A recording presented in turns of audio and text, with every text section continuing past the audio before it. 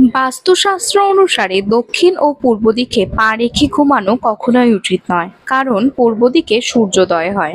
আর সেই কারণেই আপনি যদি সেদিকে পা করে শোন তাহলে সূর্যদেব আপনার উপর অসন্তুষ্ট হবেন। তাই ভুল করেও কখনো পূর্ব দিকে পা করে শোবেন না, সব সময় পূর্ব দিকে মাথা করে শোবেন। পূর্ব দিকে মাথা করে ঘুমালে জ্ঞান বৃদ্ধি পায়। শুধু পূর্ব দিকই নয়, আপনি দক্ষিণ দিকেও মাথা করে শুতে পারেন। যদি আপনি দক্ষিণ দিকে মাথা করে ঘুমান তাহলে আপনার জীবনের শান্তি বজায় থাকবে, স্বাস্থ্য ও সমৃদ্ধিও ভালো থাকবে।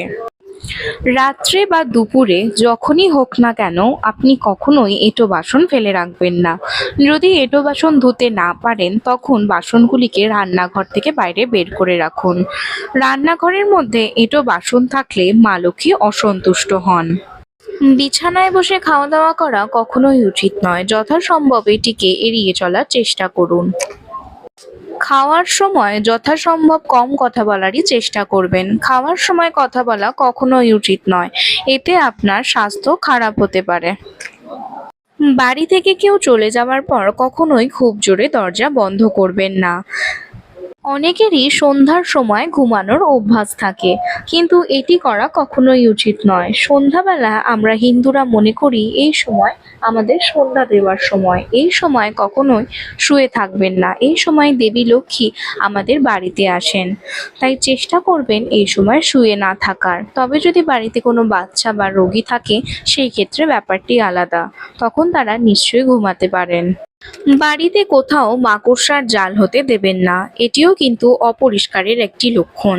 তাই সর্বদা ঘর বাড়ি পরিষ্কার পরিচ্ছন্ন রাখুন, এতে মা লক্ষ্মী আপনাদের ঘরে সবসময় বিরাজমান থাকবে। সূর্যাস্তের সময় কখনোই দরজার সামনে দাঁড়াবেন না বা বসবেন না, এতে কিন্তু সংসারের অকল্যাণ হয়। শোয়ার আগে সবসময় হাত পা ধুয়ে শোবেন, আর কখনোই এঁটো মুখে ভুল করেও শোবেন না। খাবার পর থালায় হাত ধোয়া কখনোই উচিত নয়, যথাসম্ভব এই কাজটিকে এড়িয়ে চলুন।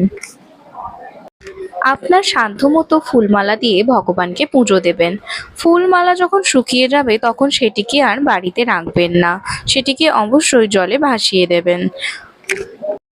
খাটের নিচে বা দরজার পাশে কখনোই ঝাড়ু রাখবেন না। ঝাড়ুটিকে এমন একটি জায়গায় রাখবেন যেটি বাইরে থেকে কোনো ব্যক্তি এসে তার চোখে না পড়ে। মন্দিরের প্রদীপ কখনোই ফু দিয়ে নিভিয়ে দেওয়া উচিত নয়, এটিতে মা লক্ষ্মী অসন্তুষ্ট হন আর তিনি আপনাকে ছেড়ে চিরকালের মতো চলে যেতে পারেন। তাই অবশ্যই প্রদীপকে সবসময় জ্বলতে দিন, কাকে কখনোই নিভিয়ে দেবেন না।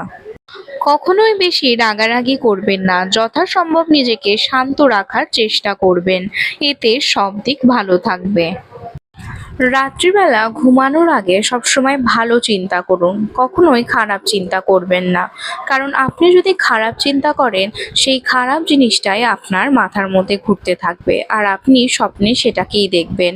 আর স্বপ্নের মধ্যে আপনি যেটাকে দেখবেন হতেই পারে সেটা ভবিষ্যতে হয়তো সত্যি হয়ে গেল। তাই সব সময় ভালো কথা ভেবে ঘুমাবেন, তাহলে আপনি ভালো স্বপ্ন দেখবেন আর ভালো ভালো জিনিসই আপনার সাথে হতে থাকবে। বাস্তুশাস্ত্র অনুসারে দারিদ্র্য ময়লার মধ্যে থাকে, তাই সব সময় পরিষ্কার পোশাক পরিধান করুন। পরিষ্কার পরিচ্ছন্নতাই আপনাকে সফলতার দিকে এগিয়ে নিয়ে যাবে।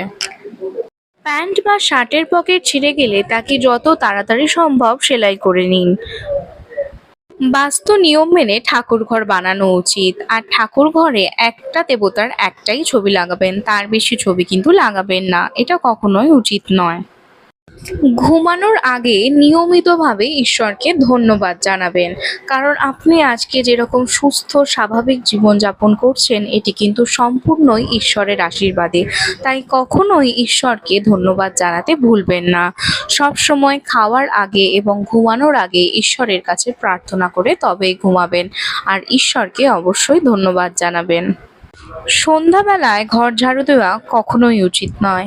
সন্ধ্যাবেলায় আমরা হিন্দুরা সন্ধ্যা আরতি করি, আর এই সন্ধ্যা আরতির সময় মা লক্ষ্মী আমাদের ঘরে বিচরণ করেন। আর এই সময় আপনি যদি ঝাড়ু দেন তাহলে মা লক্ষ্মীর তাতে অসুবিধা হবেন, আর মা লক্ষ্মী তাতে অত্যন্ত অসন্তুষ্ট হবেন। তাই কখনোই সন্ধ্যাবেলায় ঘর ঝাড়ু দেবেন না।